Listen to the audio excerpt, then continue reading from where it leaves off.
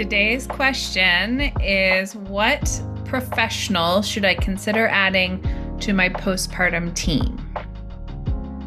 This is Kaylee Daly, the bi-weekly podcast about all things doula tips and tits, where we answer one question about pregnancy, labor, postpartum, or lactation in order to have your journey in this parenting world be just a little bit more informed and filled with consent.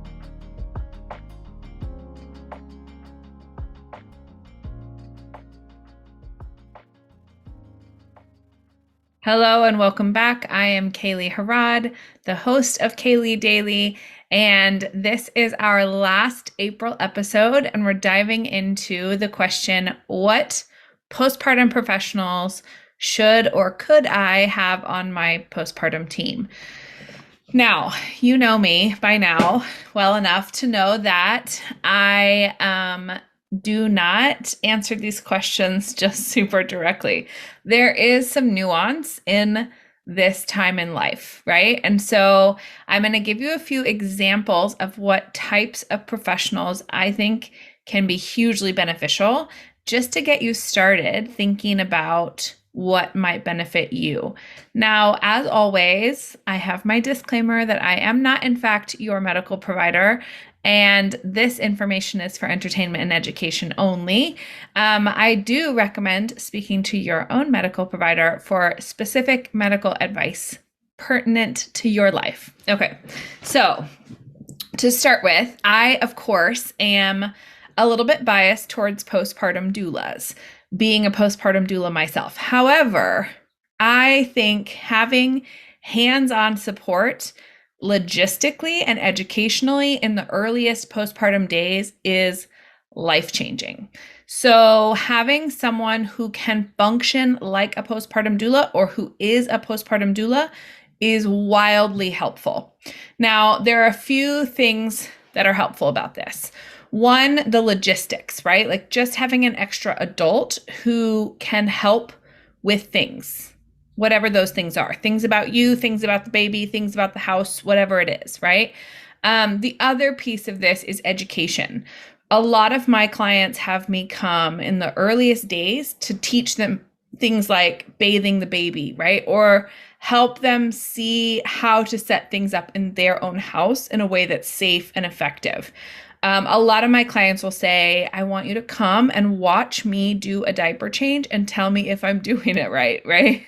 So it's that kind of educational support along with practical support of like bringing you water, watching your latch and make sure that it's going well, right? Like teaching you a bottle feeding technique if that's what you're doing. And so there's an educational piece, but it can also be someone to like literally hold the baby while you take a nap, right? So it can be just logistical, like physical assistance, you know?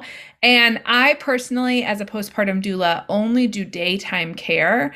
I find that I miss enough sleep attending births as it is. And so my body just does better when I sleep, when I'm not at a birth. And so I don't assist with overnight care, but there are postpartum doulas who do overnight care. There are also night nurses that care, especially for more like medically fragile babies.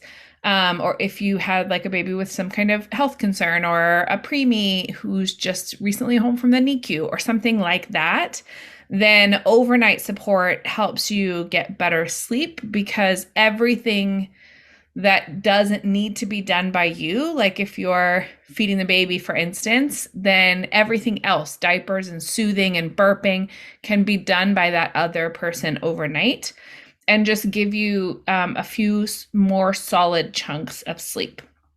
So that's the first professional that you can have on your team that I think is wildly helpful, a postpartum doula. The second person that I think is helpful to have on anybody's team who's given birth is a pelvic floor physical therapist. Now, when you bring this person on your team depends on your physical situation. Some providers like really recommend waiting until 6 or 8 weeks postpartum to see a pelvic floor physical therapist. My general school of thought is that if you have had a baby inside of your body, that has had an impact on your pelvic floor. So no matter how you gave birth to that baby, no matter how long you were in labor, no matter if you tore or didn't tear, if it was a cesarean or a vaginal birth, none of that means you should not have an evaluation from a pelvic floor PT. Okay. Now, it also doesn't mean that you're going to need tons of physical therapy. That's not true for everyone. But I think what we sometimes do is ignore pelvic floor issues, assuming they're just normal and then they'll get better. Or we assume like our bodies are healing fine. And then 5 or 6 years out from having a baby, you're needing pelvic floor PT because of a lack of care immediately postpartum. So second person I would say is an excellent person to have on your team is pelvic floor PT. Now, third person that I would have on your team, specifically if you are lactating or feeding the baby, either via breastfeeding or chest feeding or exclusive pumping, is an international board certified lactation consultant. Now, that long title is an acronym that is IBCLC. Now, these are international certifications, and so you can look up these professionals in literally any country. I don't know how many folks are in various countries, but it is an international credentialing. And so it's a global thing. And you can look up on their website who is near you. If you're local to DC, there are bunches in this area, which is really great. This is also something that can sometimes be done virtually. So if you live in a more remote area where you do not have an IBCLC, then you may be able to look up someone who can do like a virtual visit or telehealth with you. Now, I think similar to pelvic floor, I think most people who plan to use their body for food, right, who plan to lactate in any way, benefit from seeing an IBCLC or talking to an IBCLC at some point, okay? Maybe it's just to tweak something. Maybe it's to transition to work. Maybe it's to make sure that your latching is going okay. Maybe it's just for some reassurance.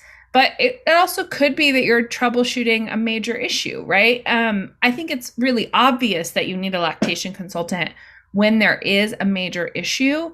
But even apart from a major issue, I think it is a very valuable part of the team to have someone who's an IBCLC who's supporting you, okay? So those are the first three. The next two, I would say, are lovely additional pieces, but kind of, I mean, I could get in trouble. I guess someone could get mad at me for saying this, but I think they're amazing extra additions to the team if you can afford them, but they're not always affordable for everyone. So that is my caveat, I guess. That's how I'll say it. The first is a chiropractor. So I am a strong believer in chiropractic care if it's done really well, and specifically people who are trained and knowledgeable in pregnancy and postpartum can be a really valuable part of your team, especially if you're dealing with physical struggles as you heal. And they can be great for infants as well, honestly. So that's a good person to consider having on your team. And then a postpartum massage therapist. Now, again, I would want you to think about to research if this person that you're choosing has experience in prenatal and postpartum massage, because there are some nuances in it, right? There's some differences in your body when you're in the postpartum time. But there's huge amount of benefit to having massage and chiropractic care, both in terms of healing, in terms of self-care, like all different layers. But I will very much acknowledge that it's not always covered by insurance. It's not always financially accessible to people. So it might be harder to have on your team. Okay. So there are other providers, of course, to have on your postpartum team, but those are a few that I think sometimes get left off of the list or people don't always think about. And of course, you'll have like a pediatrician or somebody like that. That's kind of a given. But these extra folks can really set you up to have a smoother and better supported postpartum time, which is very important to me. So, as a reminder, we are on the very last days of pre-sale for my postpartum preparation class that goes live on May 1st. It is a virtual self-paced class that's taught by me. You own it forever, so you can go back to it as much as you need to, which I think is really helpful when you're in those early weeks and trying to remember what the thing was that you were supposed to do or not do or whatever. I also now have my postpartum checklist as a freebie, as a bundle freebie. So I will have the link to that in the show notes as well as the link to the class. Now, if you're listening to this in May or later in 2022 or beyond, that's okay. That postpartum class link will still take you to the right place. It'll still be there. You're just not grabbing it before it's out, which is totally fine. I would love to hear your questions. This is a podcast all about questions. This whole month has been focused on postpartum stuff. But I would really love to hear what question you would like for me to answer so that I can dive into that for you. And Instagram is the easiest place to send me a message and let me know what your question is. If you're loving this podcast, I would also really love for you to leave a review or subscribe and like and comment and all of the things so that more people can find this and folks can have really wonderful, well-informed births and postpartum. So I will see you in May. Get excited for some guest speakers. And in the meantime, please do shoot me your questions. All right, talk soon. Bye.